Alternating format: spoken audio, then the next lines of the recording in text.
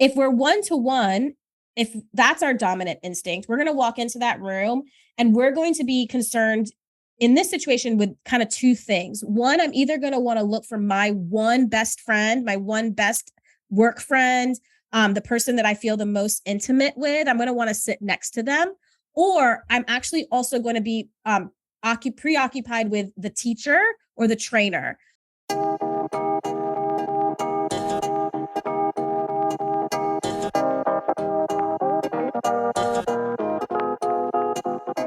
I'm Kim.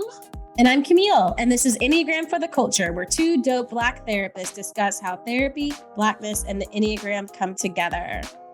Boom, boom, boom. Yes. So, this is going to be fun. I'm really excited about this. So this is another one of our mini episodes, and this one we're talking about subtypes, which I love subtypes. Why do you love? I know we're going to talk about why they're important, but just now that you've mentioned it, and just to kick us, why do you love subtypes so much? I love subtypes because I think it gives you a lot of information. I think it helps you connect with yourself and others. I think that for me, we talked about this a little bit earlier. For me, my subtype shows up more than my wing. So I can see that more clearly than my wings. And I find them really impactful. I think it's a really big piece of the Enneagram that is a little bit of a deeper dive into the Enneagram, but I'm almost like sad that it is because I think it's so key. Yeah. All right. Well, let's tell the people what subtypes are. So essentially, give this a listen. Each of us is hardwired with three instincts that are necessary for our survival. We use all three of these, but one is more dominant and highly influences our personality type. The second we use less often, and the third one is repressed or considered to be our blind spot. Our instincts get activated throughout the day and profoundly affect our behaviors. When our instinct is triggered, it then sets our personality into action. And we're going to talk a little bit more about how that interaction looks, how that works. Here are the three different instinctual subtypes. Self-preservation instinct helps us take care of our safety, health, well-being, and obtain all the resources needed to sustain life. The one-to-one instinct, also sometimes referred to as the sexual instinct, though don't get too excited. It's not, that type of sexual, but it helps us to have an intense drive for intimacy and constant awareness of the chemistry between ourselves and others.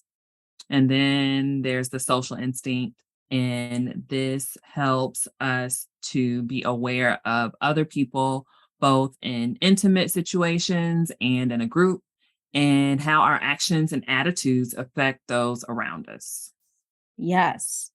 We can hear all those and we think, okay, that's cool, but how do I know what my subtype is? How do I know what my dominant one is and what my repressed ones are? And you can do it like just listening to us. You can also take a test, and sometimes some tests will talk about your subtype. Not all of them do, but you can also just hear them and kind of figure out what sort of shows up the most for you.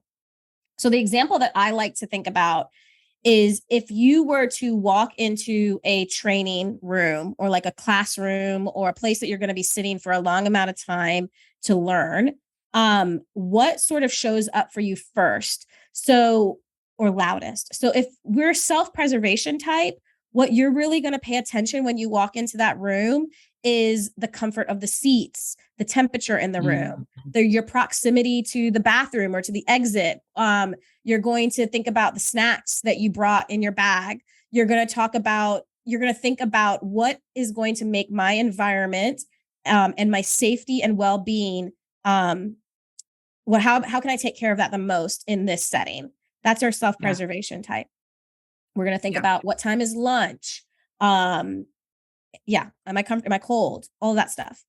If we're one-to-one, if that's our dominant instinct, we're going to walk into that room and we're going to be concerned in this situation with kind of two things. One, I'm either going to want to look for my one best friend, my one best work friend, the person that I feel the most intimate with. I'm going to want to sit next to them. Or I'm actually also going to be preoccupied with the teacher or the trainer. In the one-to-one sexual instinct, there's also an element of like power when it comes to the chemistry between people. So who holds the most power in the room, and who do I want kind of to be liked by? Who is going to, who can I connect to in a powerful way? So I'm going to want to think about, can I have access to the teacher? Can I make eye contact with the teacher? Can I raise my hand and interact with the teacher? Or if there's someone in the room that's powerful, maybe it's another person, your best friend or somebody else, I'm going to want to sit near them or close to them, have proximity to them. And then if what were you going to say? I was going to say, sometimes I'll describe this as like thinking about the juice in the room. The So like, juice. even if you think back to like, I think this still shows up as adults, but childhood, teenagers, like, who in the room is like, who's the cool kid, right? Or who's the person who like maybe has influence, like that's who one-to-one, like you're going to be, that's an example of how that can show up, who you'll be drawn to, like who has that influence. And if I'm one-to-one, I want to have a relationship with that juice. I want to have an intimacy or chemistry with that juice. And then the third one is the social instinct. And that one is going to walk into the room and they're going to be aware of the group dynamics. Where do I belong in this group? Where are my people? How do I affect the group? So they're going to look at, where are all my people? Where are my best friends sitting? Where are all my friends sitting? Where do the cool kids sit? Where are the people that are like me?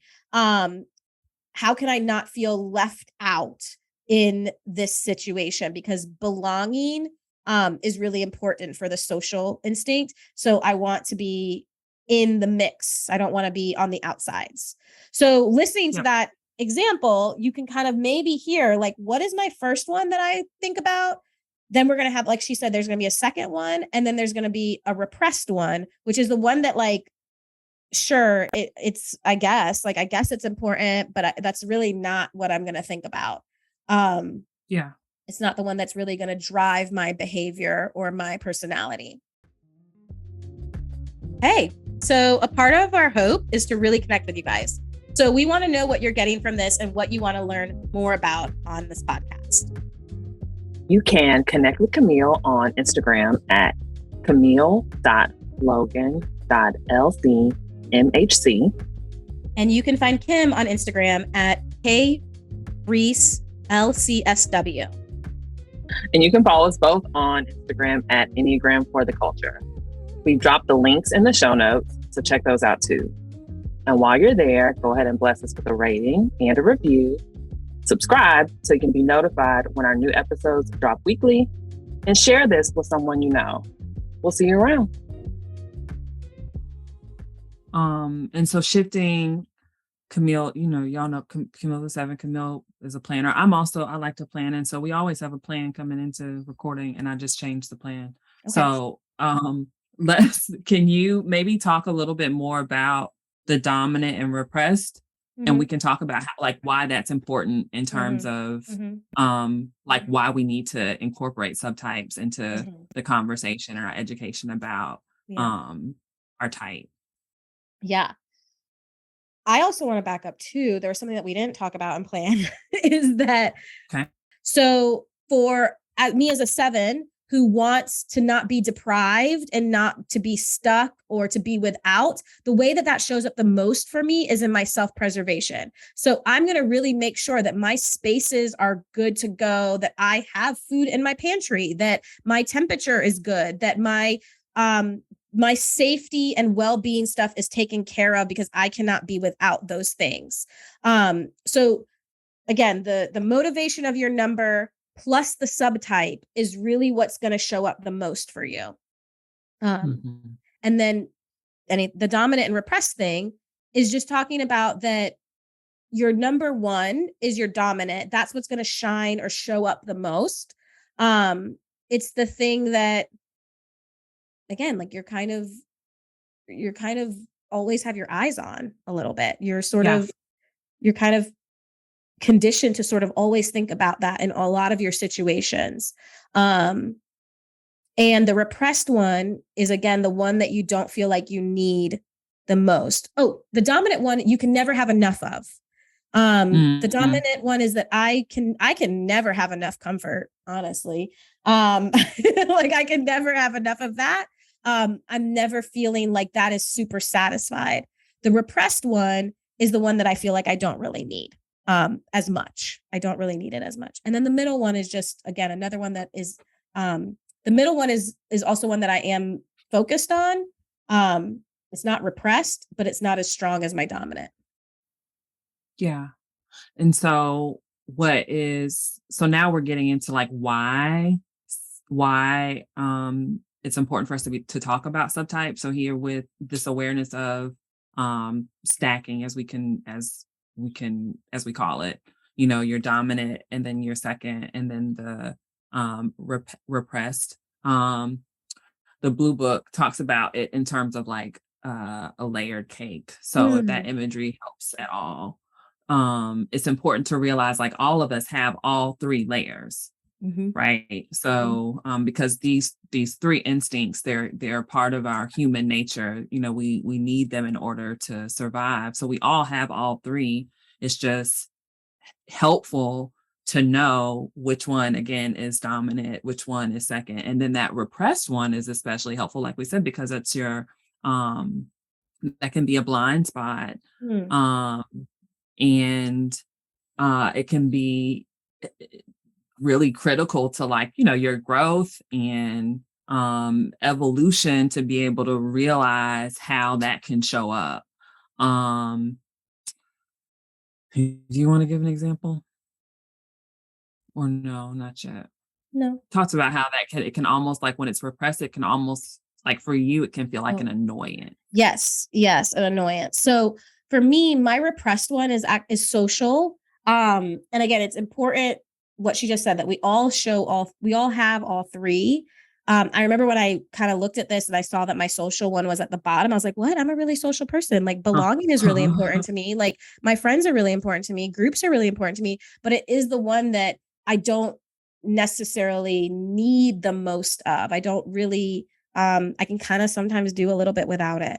And so when other people, since that's my repressed one, when other people's dominant one is my repressed one, it can kind of annoy me a little bit. Yeah. So if I'm with a friend or with somebody and they're super focused on being left out or the group or what's everybody else doing, it doesn't resonate with me. It just feels like I don't care about that. Like,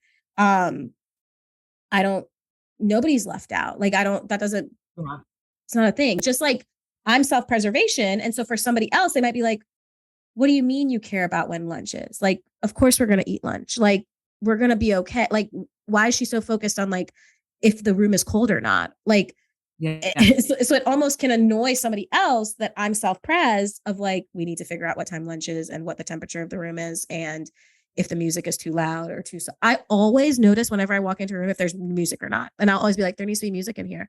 Because I'm so, again, acutely aware of like the environment. And I'm like, it's really awkward. Yeah. There's no music.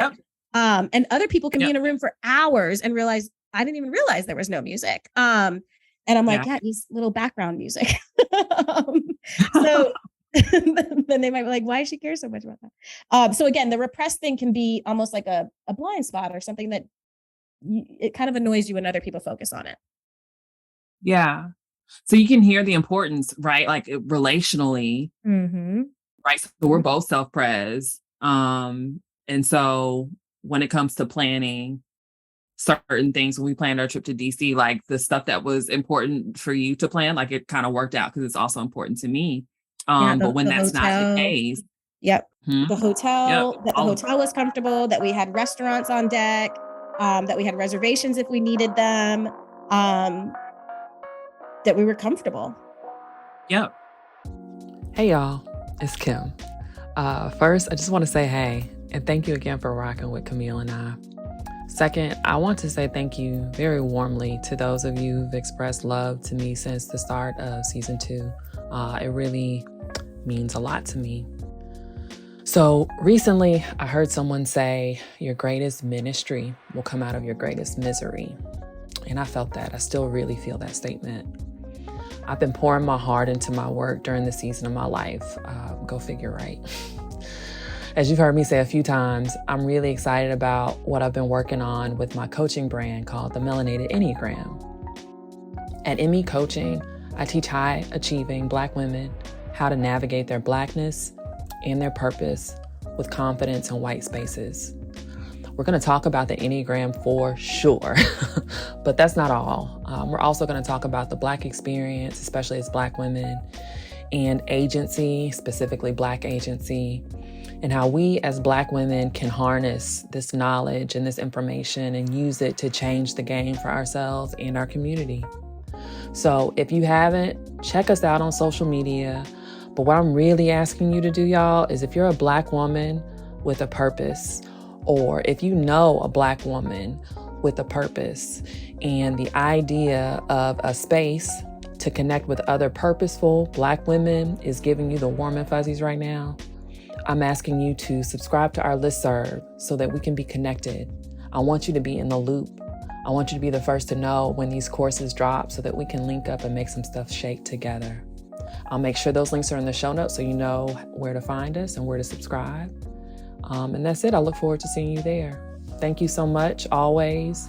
And yeah, let's get back to this episode.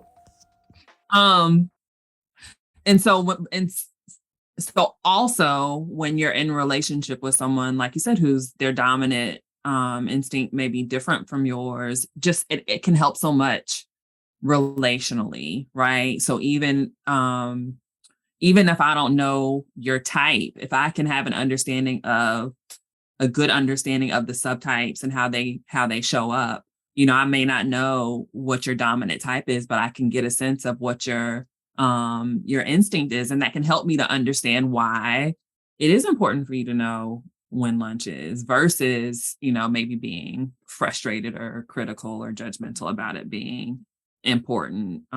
It just kind of offers you that, like we've said, one of the many reasons we love this tool, an opportunity to be like more empathetic and stand in someone else's, experience to try to understand. Yeah. So we haven't talked much about the sexual one, the one-to-one one. So, just that those folks that their dominant is one-to-one, relationships, like romantic relationships are really important. So having a person, being in relationship with a person and having a chemistry and, an intimacy is important.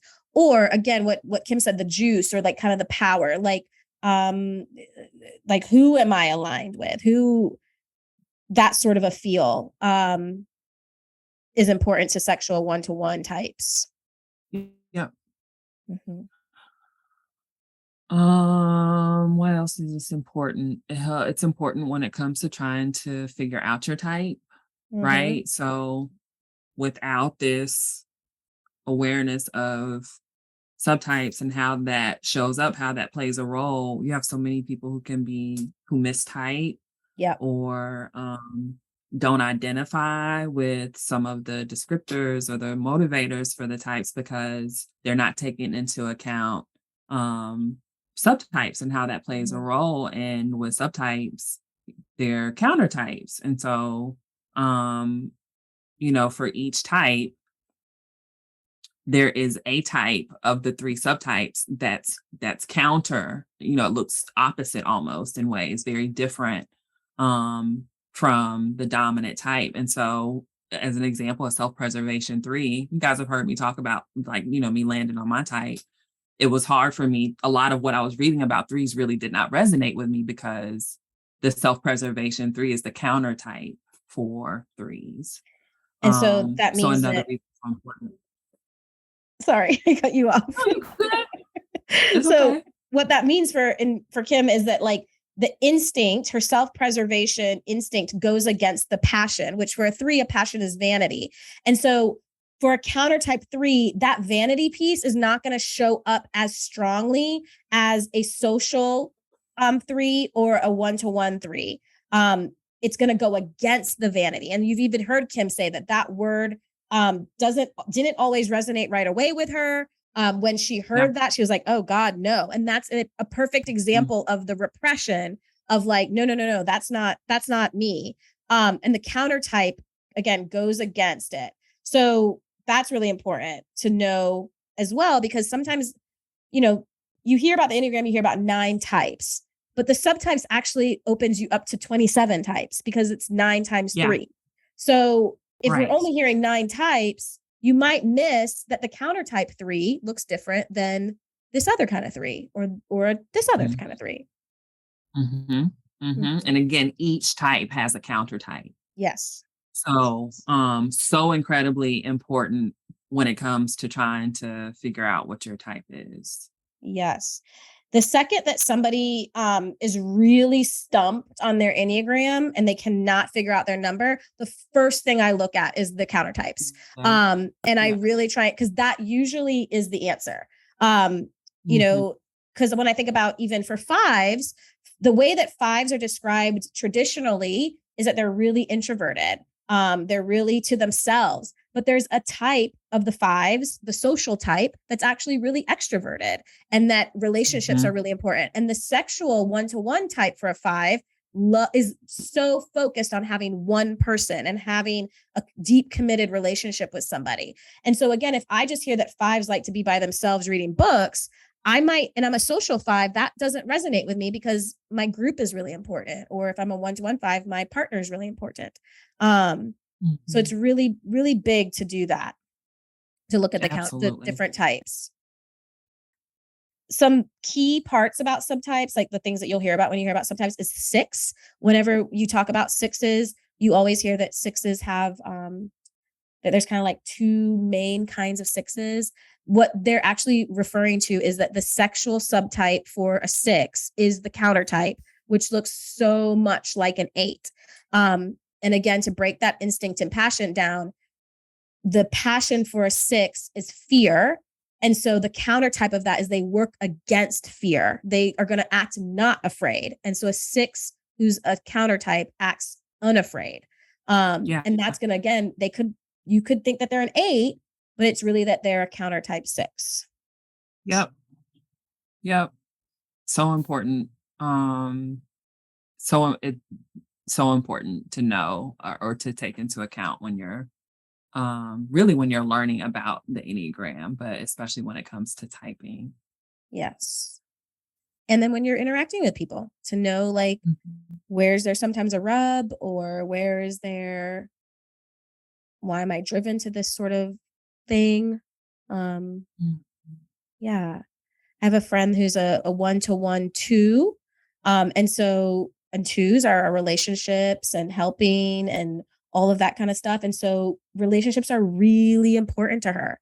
And being in a relationship and having a person that she can have an intimate relationship with is kind of her driving force.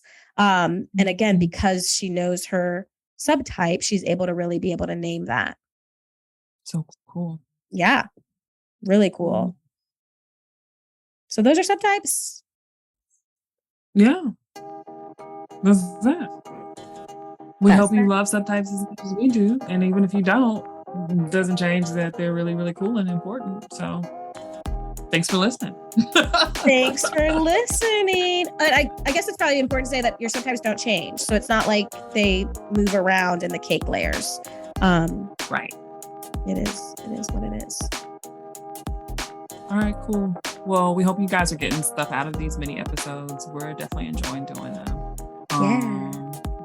This one's a wrap. We'll see you in the next episode. See you in the next episode.